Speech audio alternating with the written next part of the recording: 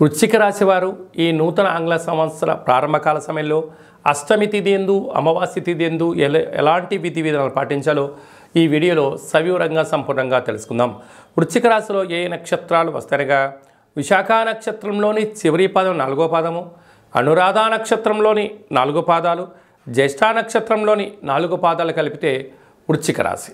చాలామందికి పుట్టినటువంటి కాల సమయంలో డేటా బర్త్లు లేనటువంటి ఏకైక కారణం చేత పేరు యొక్క మొదటి అక్షరాన్ని అనుసరిస్తూ రాశిని తెలుసుకునే ప్రయత్నం అవుతుంది. అవి ఏ అక్షరాలు ఒకసారి పరిశీలన చేద్దాం. తో, నా, నీ, ను, నే, నో, యా, ఈ, యు అక్షరాల వారందరూ వృశ్చిక రాశి జాతకులే. వృశ్చిక రాశి యొక్క అధిపతి కుజుడు. వీరికి ఒకవైపు అర్ధాష్టమ శని సంచార స్థితి జరుగుతున్న విషయం తెలిసినటువంటిదే.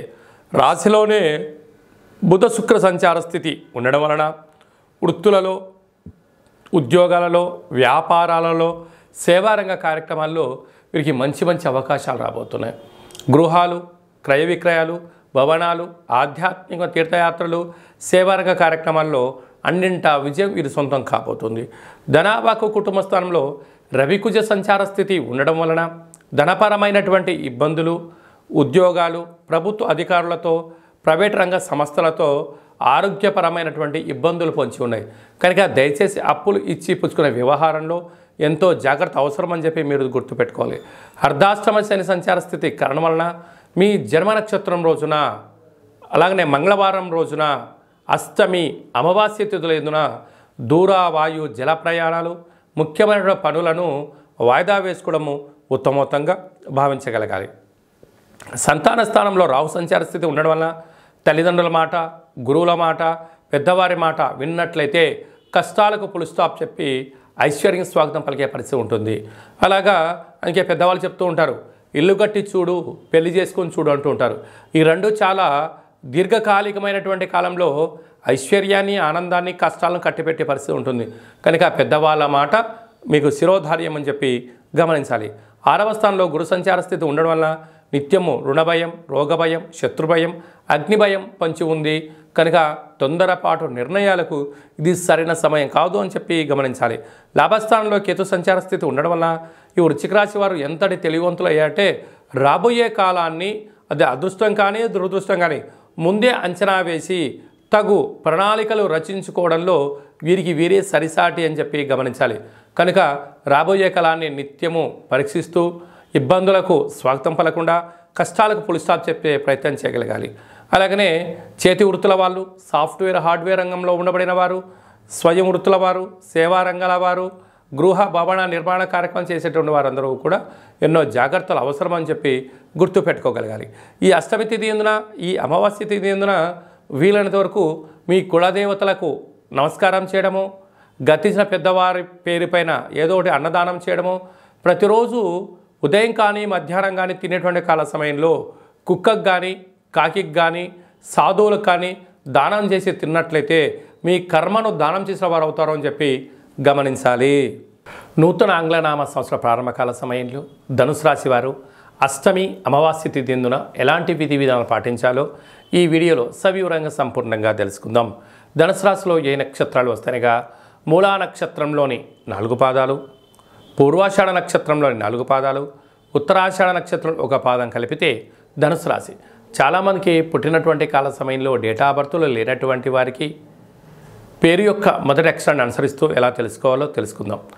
ఏ అక్షరాలు వస్తాయనగా ఏ, యో, బా, బి, బు, ధ, బా, డ, బే అక్షరాల వారందరూ కూడా ధనుసు రాశి జాతకులే. ధనుసు రాశి యొక్క అధిపతి దేవగురు బృహస్పతి. వీరికి రాశిలోనే రవి కుజ సంచార స్థితి సంచారం చేయడం వలన, కుజదోష ప్రభావం కలగడం వలన దూర, వాయు, జల ప్రయాణాల్లో స్వల్పమైనటువంటి చికాకులు, ఇబ్బందులు, ప్రణాళిక లేనటువంటి కార్యక్రమాలను ఆచరింపచేయడం వలన కొద్దిపాటి ఆరోగ్యం, అలసట, నీరసం, చికాకులు తెప్పించే పరిస్థితి ఉంటుంది. దీనివల్ల సమయం వృధా అవడం, ధనం వృధా అయ్యే పరిస్థితి చాలా అధికంగా ఉంటుంది. కనుక ఒక పద్ధతిగా, ప్రణాళికంగా, ఆధ్యాత్మిక చింతనగా మీరు ఏర్పాటు చేసుకోగలిగితే అన్నింటా విజయం మీ సొంతం అయ్యేటువంటి పరిస్థితి ఉంటుంది. తృతీయంలో శని సంచార స్థితి ఉండడం వల్ల తల్లిదండ్రులతో, అత్తామామలతో, బంధువులతో, మిత్రులతో ఎప్పుడు మీరు ఏలెత్తి చూపించుకునే పరిస్థితి ఉంటుంది. ఎందుకంటే మీ ఎదుగుదలను వీరే ఓర్వలేని పరిస్థితి ఉంటుంది. కనుక ఎప్పుడూ కూడా మీ మీద ఆధారపడే వారి యొక్క జీవన విధానం పరిస్థితి ఉంటుంది. మీరు అవునంటే ఒక సమస్య, కాదు అంటే ఒక సమస్య. మౌనంగా ఉంటే ఎందుకు ఇలా ఉన్నావు, మాట్లాడితే ఎందుకు ఇలా మాట్లాడేవనే పరిస్థితి అయ్యే పరిస్థితి ఉంటుంది. కనుక చిరునవ్వుతో కాలాన్ని గడిపే ప్రయత్నం చేయండి. ప్రశాంతంగా ఉండబడిన ఆధ్యాత్మికమైన ఆరోగ్యకరమైన వాతావరణాన్ని ఏర్పాటు చేసుకోగలిగితే మీకన్నా అదృష్టవంతులు ఎవరు లేరు అని చెప్పి గమనించాలి. అర్ధాష్టమ రాహు, మీరు ఎవరి చేతికైతే డబ్బులు ఇస్తున్నారో, ఎవరి ద్వారా అయితే మనం అనుకుంటున్నామో, బంధువుల ద్వారా, మిత్రుల ద్వారా అంతర్గతమైన శత్రువులు పొంచి ఉన్నారు. తస్మాత్ జాగ్రత్త. రాజస్థాన్లో కేతు సంచార స్థితి ఉండడం వలన వృత్తులలో, ఉద్యోగాల్లో, వ్యాపారాల్లో మరో మైలురాయి దాటబోతున్నారు అని చెప్పి గమనించాలి. వ్యయంలో బుధ శుక్ర సంచార స్థితి నూతనమైన వాహనాలు, గృహాలు, విలాసవంతమైన వస్తువులు, బంగారు ఆభరణాలు, ఆధ్యాత్మిక తీర్థయాత్ర కార్యక్రమాల్లో అన్నింటా విజయం మీ సొంతం కాబోతుంది. సాఫ్ట్వేర్ ఉద్యోగస్తులు, హార్డ్వేర్ ఉద్యోగస్తులు, యూట్యూబ్, వాట్సాప్, ఫేస్బుక్లో క్రియేటివిటీ రంగంలో ఉండబడినటువంటి వారందరూ మీ ఆలోచన విధానంతో అనేక మందిని మెస్మరిజం చేస్తూ ఉన్నతమైన స్థాయికి తీసుకెళ్ళడానికి అన్నింటా విజయం మీ సొంతం కాబోతుంది. సకాలంలో తిండి, సకాలంలో నిద్ర మీకు అవసరమని చెప్పి గమనించాలి.